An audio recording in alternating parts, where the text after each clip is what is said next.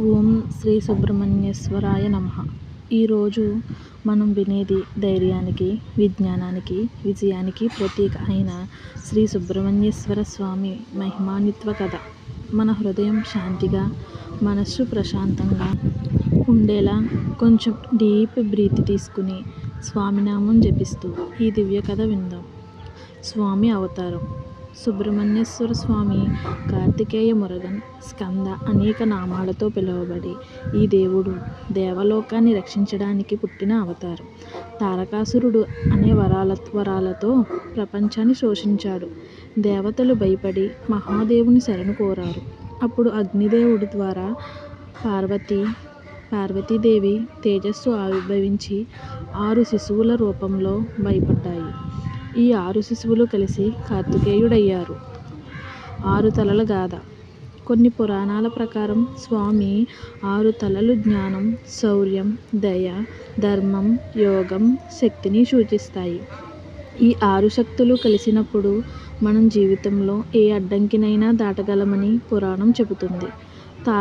తారకాసుర సంహారం. స్వామి ఎదిగిన తర్వాత దేవతలు ఆయన్ని సేనాధిపతిగా నియమించారు. తారకాసురుడు దేవలోకాలను స్వాధీనపరుచుకోవడానికి సిద్ధమయ్యాడు. కార్తికేయుడు మహాసంగ్రామం చేసి చివరికి తారకాసురుని సంహరించాడు. అది కేవలం యుద్ధం కాదు, భయం, అహంకారం, లోభం మీద మనిషి సాధించే విజయం. కేదారగుట్ట స్వామివారి మహిమ. తెలంగాణలోని కేదారిగుట్టలో సుబ్రహ్మణ్యేశ్వర స్వామి ఆలయం ఎంతో ప్రసిద్ధం. ప్రతి సంవత్సరం వేలాది మంది భక్తుల గుట్ట మీదకి ఎక్కి స్వామివారిని దర్శించుకుంటారు. ఇక్కడ కోరిక తీర్చే దేవుడిని భక్తుల నమ్మకం. స్వామి 6 నామాలు.